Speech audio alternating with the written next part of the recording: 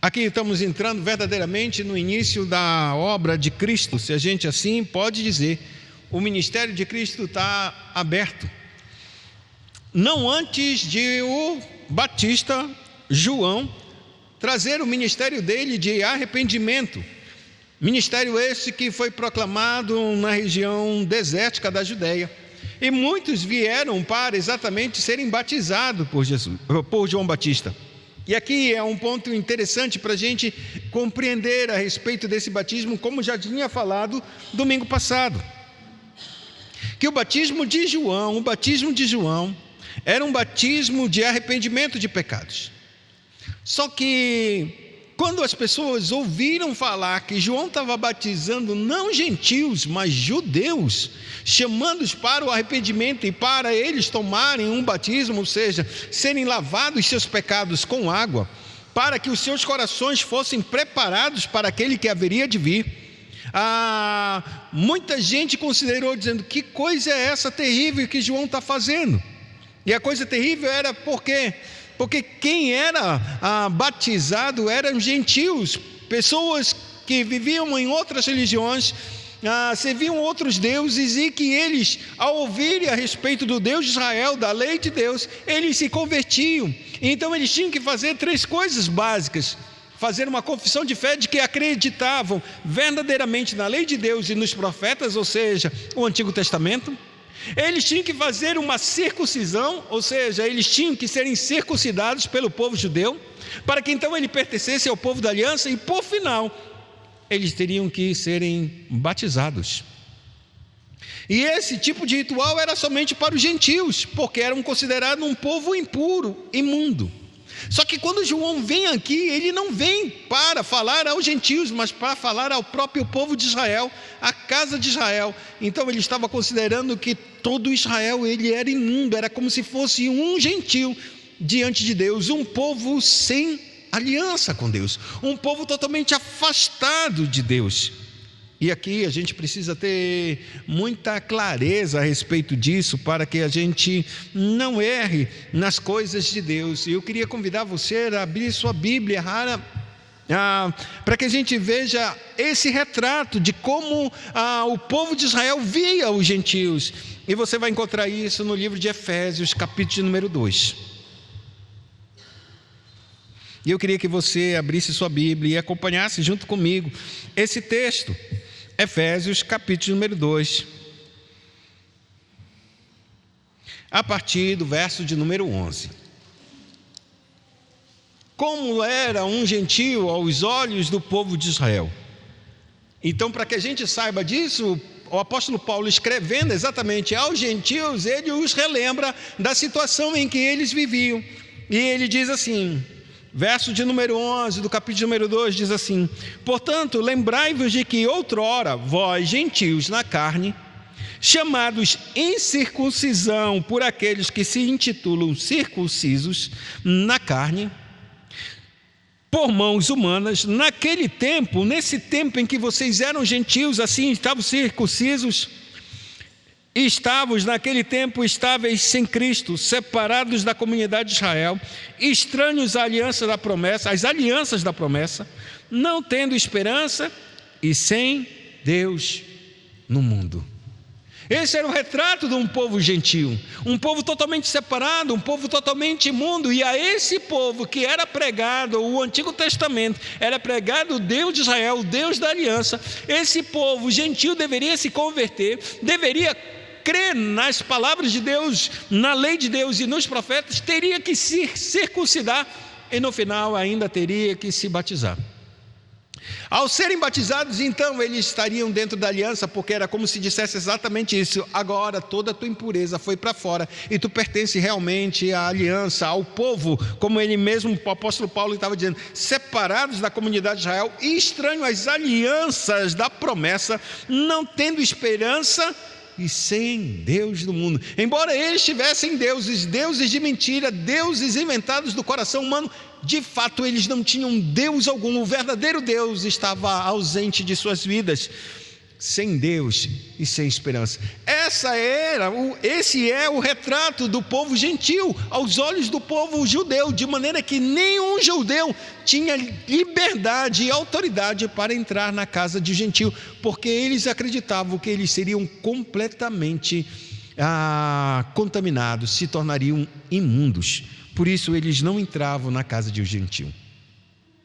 Só que João Batista, depois de 400 anos, levanta-se um profeta na terra de Israel para proclamar uma coisa: arrependimento. Mas não é um arrependimento aos gentios, mas exatamente à casa de Israel, a todos os judeus. Então o batismo de João estava considerando cada indivíduo da terra de Israel como está totalmente perdido e imundo, como se fosse um gentil aos olhos de Deus.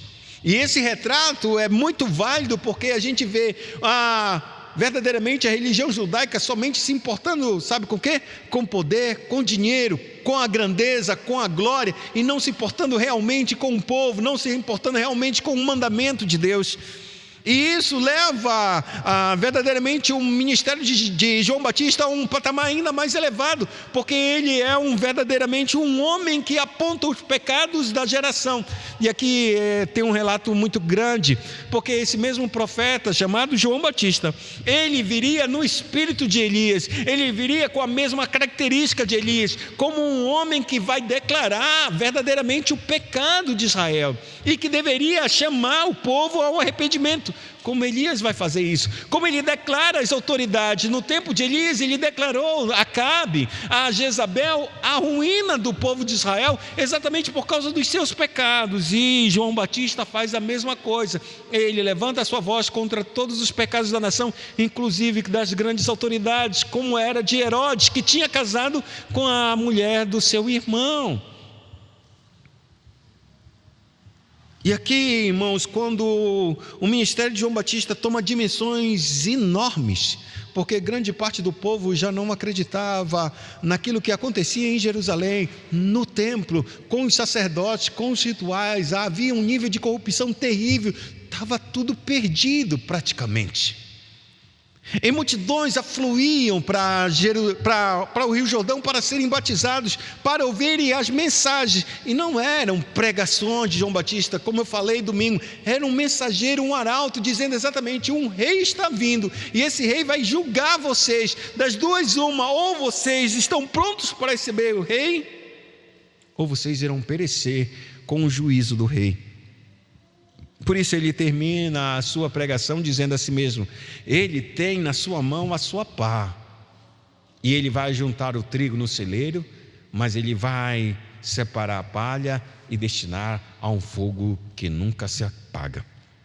É nesse tempo de João Batista pregando, e não demora muito que Jesus aparece, porque eles têm um tempo de vida, 6 meses. João Batista é mais velho, então provavelmente João Batista deve ter começado por volta dos seus 30 anos, realmente seu ministério, é mais ou menos isso. 6 meses depois, uma dimensão muito grande está acontecendo no ministério de João, é muita gente vindo para batizar, e não somente um povo simples e pobre. Até mesmo fariseus e saduceus vinham ao seu batismo. Escribas e fariseus, melhor dizendo, vinham até o seu batismo para serem batizados. Mas porém o seu coração não era fiel. E João declarou isso: vocês acham que porque eu estou batizando vocês, vocês vão escapar da ira de Deus? Não vão, porque isso não perdoa o pecado. É necessário que o coração de vocês verdadeiramente seja chamado ao arrependimento, e esse arrependimento venha produzir frutos dignos de uma pessoa que foi transformada, de obras que verdadeiramente Deus possa se alegrar. É nesse tempo de grande juízo que João Batista está declarando, e ele diz assim mesmo: e eu vou dizer mais, aquele a quem eu estou anunciando, o rei que está próximo, eu não sou digno nem de levar as suas sandálias. Como o servo mais humilde, eu não sou capaz. Na terra de Israel havia uma lei muito séria, que quando um israelita se tornasse um escravo de alguém do próprio povo, ele não poderia fazer algumas coisas, e uma delas era retirar as sandálias de um determinado visitante que entrava na sua casa, retirar as sandálias e guardá-las ou conduzi-las até o seu, vamos dizer, a pessoa que estava visitando, e colocasse em um determinado lugar. Esse tipo de serviço não poderia ser dado a um israelita natural. poderia ser dada a qualquer outra pessoa e a qualquer outro escravo, mas que não fosse do povo de Israel. Na maioria das vezes era um homem gentil, era um homem escravo, vindo de outras nações, que fazia esse trabalho que eles consideravam o mais indigno de todos os homens. É esse trabalho mais indigno que João Batista diz: eu sou como esse servo. Não, eu nem sou, nem posso me considerar como um servo que tira as sandálias do meu Senhor e as leva. Eu não posso me considerar. Tamanha é o seu poder, tamanha é a sua elevação, tamanha é a sua glória, tamanha é a sua importância. A importância desse homem que vem, a quem eu estou anunciando, eu não me comparo em nada com ele. Esse era o coração de João Batista. E é nesse tempo em que João Batista está falando essas palavras, todo anunciando essa grande pregação, ou melhor dizendo, esse grande anúncio desse rei, é que Jesus entra no meio dele, no meio dessa multidão, e vai até João Batista. João Batista, a Bíblia declara claramente que João Batista reconhecia Jesus. Ele sabia da história do seu nascimento, porque ele veio de Isabel. Isabel era sua mãe, Isabel é prima de Maria. Maria foi a primeira pessoa a conversar com Isabel, e a primeira, antes mesmo que ela dissesse quem ela era, Isabel, pelo Espírito do Senhor, disse: qual é a minha dignidade para que a mãe do meu Senhor viesse até a mim? Essas são as suas palavras. A grandeza da revelação de Deus trouxe ao coração de Isabel algo que antes Maria nem havia dito, que ela estava grávida do Espírito Santo. E naquela mesma situação, a Bíblia declara que o ventre de Isabel foi removido, ou seja, se moveu completamente, porque o Espírito Santo encheu verdadeiramente a vida de João Batista dentro do seu ventre. Aquele que é o batizador com o Espírito Santo está vindo e o batizou só pela sua presença. Isso é maravilhoso para nós entendermos, porque aí João Batista ele está crescendo com essa ideia: o teu primo Jesus, ele é o Messias. E João Batista ele cresce não no meio dessa comunidade, mas bem distante, no deserto. A Bíblia declara que o Espírito impele João Batista para viver no deserto, não ter contato com a imundície que havia no povo de Israel, a imundície e a corrupção que havia em Jerusalém no seu templo. Lembrando que João Batista ele é um sacerdote, mas ele está renunciando essa tarefa de sacerdócio por causa do ministério profético que ele tem diante de Deus. E aqui então João Batista, quando vê Jesus se aproximando, no livro de João diz claramente: eis é o Cordeiro de Deus que tira o pecado do mundo. Ele reconhece claramente Cristo. Então Cristo chega diante dele e diz exatamente isso. Por esse tempo dirigiu-se Jesus da Galiléia para o Jordão, porque Galiléia é onde Jesus morava, a fim de que João o batizasse. Verso 14, ele porém o dissuadia. João disse: eu é que preciso ser batizado por ti, e tu vens a mim? Aqui começa uma grande batalha, porque quando João Batista olha para Jesus, ele reconhece: esse homem está vindo a mim. Agora eu vou ser batizado com o Espírito Santo, agora eu vou ser pleno daquilo que eu anunciei, porque ele é aquele que batiza com o Espírito Santo e com fogo. Com fogo eu não serei, por quê? Porque eu estou caminhando com Deus, eu estou caminhando ao lado de Deus, eu estou preparando um povo para Deus, e eu mesmo me preparei para encontrar com o Messias, para iniciar. Então só existe um jeito: o Senhor, o Messias vai vir me batizar, vai derramar mais da plenitude do seu Espírito sobre a minha vida. Mas quando ele chega, ele já vai entrando nas águas até João e diz assim mesmo: João, me batiza. E João, ele olha para ele e disse: de forma alguma, o Senhor, eu não posso te batizar. E agora uma pergunta se faz claramente para nós entendermos: como João vai batizar um homem que não tem pecado? Ele não é um gentil, e ele nem é tampouco, vamos dizer, um homem puro judeu. Ele é o santo, é aquele que vai dar o batismo com o Espírito Santo, que vai derramar do Espírito, é aquele que tem autoridade para entregar a coisa mais preciosa de Deus, a sua própria pessoa, o próprio Espírito. Como este homem pode ter pecado? Como eu posso levar e trazer esse homem a um arrependimento? Como ele está vindo para mim? E algumas perguntas são feitas por causa disso. E João não consegue compreender, ele não consegue aceitar, ele não consegue entender e conceber na sua vida e na sua mente que esse grande Cristo, grande Rei, a quem ele anunciou, ele precisa batizar.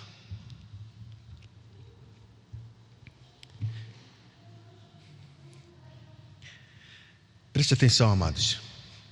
Quando João anunciou que ele não era digno nem de desatar as suas sandálias e levá-las, ele estava considerando Jesus infinitamente maior que ele. Eu não sou digno nem de fazer isso. Mas quando Jesus ele se coloca e diz, me batiza, Jesus está considerando João Batista maior que ele. Porque só quem batiza é maior do batizado. Assim como a Bíblia diz claramente, maior é aquele que abençoa, não é não? Do que aquele que é abençoado. Assim, Abraão, a Bíblia diz claramente que foi abençoado por Melquisedeque, sendo ele o pai das promessas de Deus. Mas ele foi e se submeteu a Melquisedeque. A Melquisedeque o abençoou e recebeu dele o quê? Os dízimos daquela batalha contra que ele se levantou para libertar o seu sobrinho Ló. A Bíblia diz claramente no livro de Hebreus que Abraão era menor do que Melquisedeque, porque só quem abençoa é maior do aquele que é abençoado. Assim, quando João Batista ele vai batizar Jesus, Jesus está dizendo exatamente, tu és maior que eu. E então ele não consegue entender, disse, como eu posso ser maior do que o Senhor, se o Senhor é o que batiza, as promessas que há sobre o Senhor é infinitamente maior. Eu só batizo com água para arrependimento, e esta água nem tampouco liberta ou purifica os nossos pecados, apenas prepara o caminho para encontrar e crer no Senhor, aquele verdadeiramente que pode perdoar os nossos pecados, que vai morrer pelos nossos pecados. Mas Jesus ele responde de maneira muito enfática e dizendo assim mesmo, deixa por enquanto, porque assim nos convém cumprir toda a justiça. E a Bíblia declara, então ele o admitiu, ou seja, então ele o batizou. A resposta de Jesus foi, agora tu não entende isso. Tu não consegue compreender porque eu estou verdadeiramente me submetendo ao teu batismo. Você não consegue compreender que eu estou nessa declaração me submetendo e dizendo ao mundo inteiro e até mesmo diante de teus olhos que eu sou um pecador e que preciso de arrependimento. Tu não consegues entender isso, mas por agora, mesmo que tu não entenda, me batiza, porque é necessário cumprir-se toda a justiça divina. E aqui existe um ponto importante para a gente entender. Tem coisas na nossa vida que a gente não entende, irmãos. Tem realmente coisas que a gente não entende, mas que Deus está ordenando que nós venhamos fazer. E o que a gente tem de fazer é, entenda ou não, faça. Porque quando você faz aquilo que Deus determinou para você fazer, sem que realmente você entenda ou compreenda exatamente isso, você vai cumprir a vontade de Deus, você vai entrar em obediência, porque nem todo mundo, irmão, que foi usado por Deus, compreendeu exatamente aquilo que Ele fez e como fez essas coisas. Morreu sem entender, mas cumpriu. Daniel, no seu livro do profeta Daniel, a Bíblia declara claramente e exatamente que Daniel não entendeu muitas coisas, mas o que ele entendeu, ele orou a Deus e buscou a Deus, e Deus revelou para ele, a partir do capítulo número 9, que ele faz sua oração, entendendo exatamente que chegou o tempo de o povo voltar para a terra de Israel, porque a promessa dos 70 anos havia se declarado. Então, se cumpriu os 70 anos, nós temos que voltar. Então ele começa a orar, e ele começa a orar. Então Deus traz uma visão atrás da outra para ele, e ele diz, Senhor, não entendo nada disso, me explica. Então Deus começa a explicar para ele. Quando ele chega no capítulo número 12, um anjo fala uma coisa para ele no final, e ele diz, não entendo isso, o que quer dizer isso? O anjo vira para ele e diz assim mesmo, sela essas palavras, porque a partir de agora tu vai dormir como os teus pais. No tempo futuro vai te levantar e tu vais receber a tua recompensa, porque essas palavras estão seladas para esse tempo. Vai e descansa com teus pais, para que mais tarde, no futuro, tu vai te levantar, ou seja, tu vai ressuscitar e receber a tua recompensa.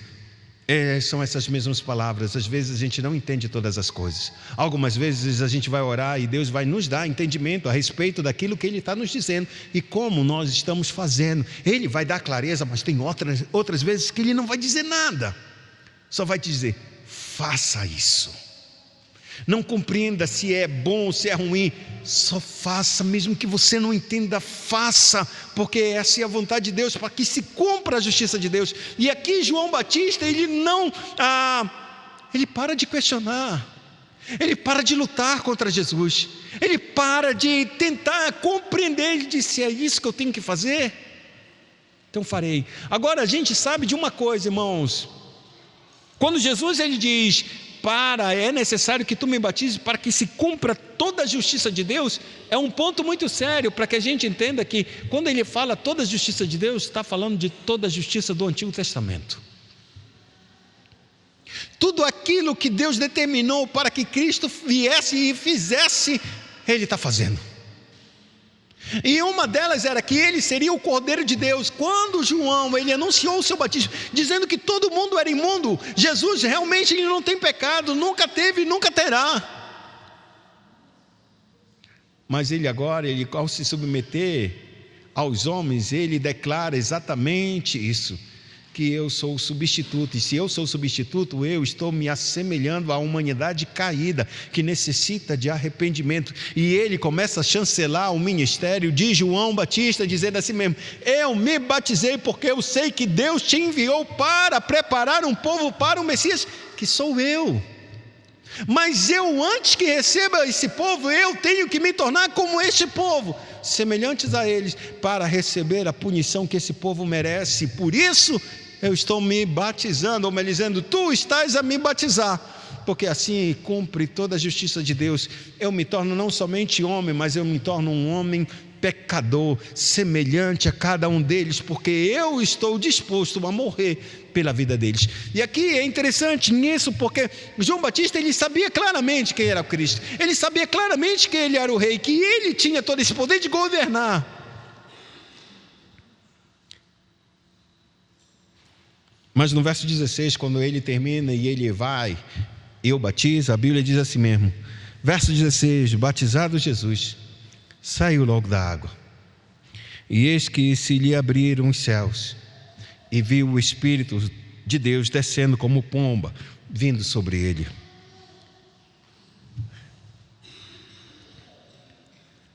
É interessante que Deus trouxe uma imagem poderosa do Espírito. Lembra-se de Atos dos Apóstolos, quando o Espírito desceu?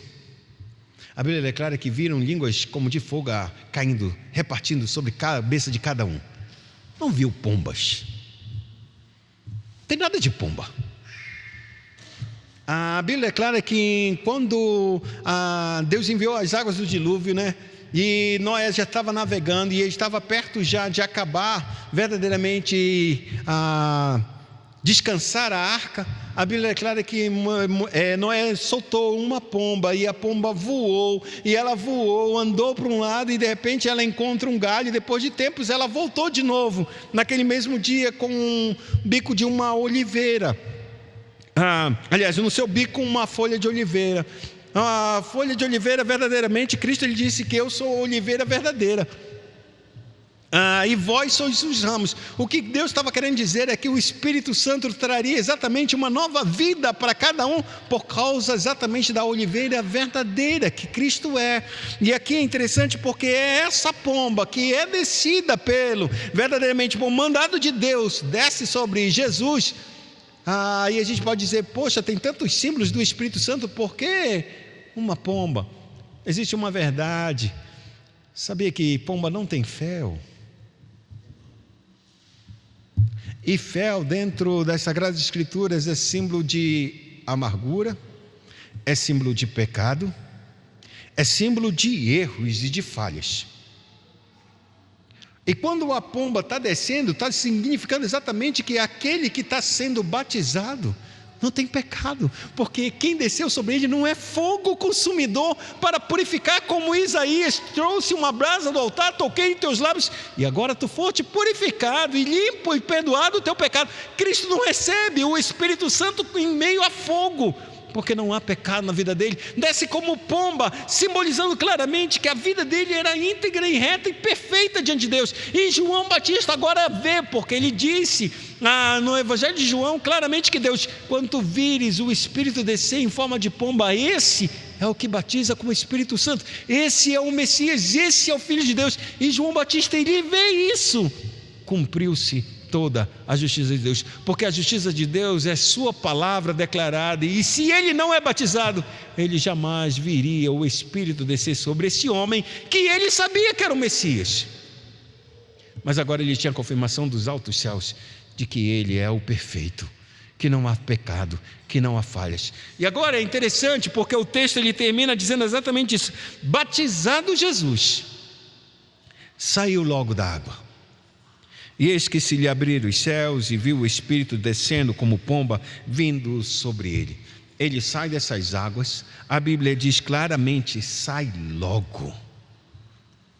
O batismo de Jesus, ele inicia não somente uma semelhança com os pecadores, mas dá início à sua vida para Jerusalém.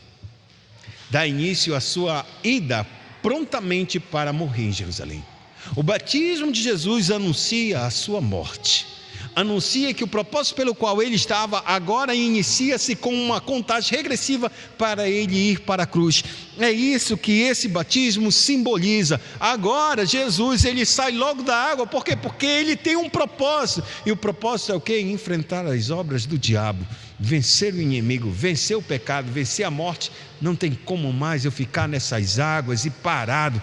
A partir de então, começa um avanço progressivo para Jerusalém, para que ele dê cabo exatamente a todo o propósito de Deus, com a sua vida reta e perfeita, tornando-se verdadeiramente o sacrifício perfeito, como cantamos aqui. E a Bíblia diz claramente isso: eis uma voz dos céus que dizia: este é meu filho amado, em quem me comprazo. O filho sabia que ele era filho. Ninguém precisava dizer que ele não era o filho, porque desde pequeno ele dizia: eu tenho que fazer a vontade do Pai, não cabe a mim fazer a vontade do Pai.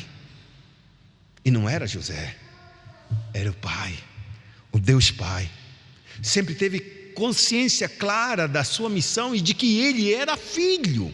Nunca teve uma dúvida sequer a respeito: será que eu sou filho? Eu sei que muitos de nós, às vezes, caminhando no Evangelho, a gente entende: será que eu sou filho? Será realmente que eu sou salvo? Será que, poxa, esse tipo de atitude, será que eu sou realmente um homem de Deus, uma mulher de Deus? Será que eu nasci de novo? Como é que eu posso tomar tais decisões na minha vida? A gente sempre coloca um ponto de interrogação, e é necessário que o Espírito que habita no nosso coração fale para nós: tu és meu filho,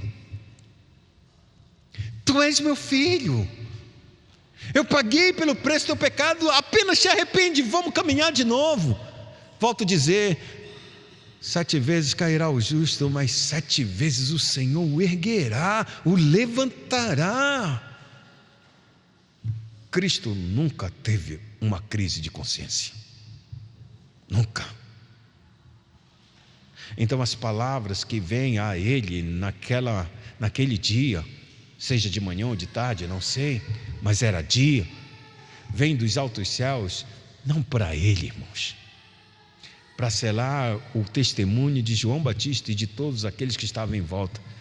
Um trovão falou, era o trovão, era a voz de Deus que soa como um trovão, dizendo: este é meu filho amado, em quem a minha alma tem prazer. E por que eu tenho prazer? Porque ele é um filho obediente. Essa é a honra do pai para com seu filho, saber que seu filho é obediente, não que ele ganhou grandes coisas, conquistou o mundo, mas que ele sempre honrou o pai.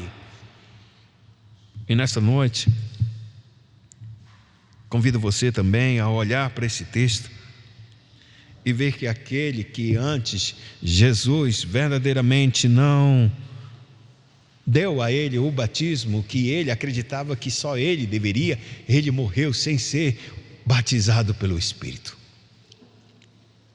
Mas todos nós hoje temos o mesmo ministério de João Batista. João Batista anunciou a este mundo que o rei estava vindo e que o seu reino tinha chegado. Quando ele batizou Jesus, ele disse: esse é o Cordeiro de Deus, o reino chegou agora, importa que ele cresça e que eu diminua. A mesma coisa, é o mesmo ministério a igreja tem hoje, é o mesmo ministério de João Batista. Nós estamos e temos o dever e a obrigação de anunciar que Jesus vai vir, não para perdoar o pecado, mas para batizar com fogo aqueles que se tornaram impenitentes, e para trazer ao povo justo e que caminha com o Senhor a sua presença. Ele virá, essa é a nossa missão.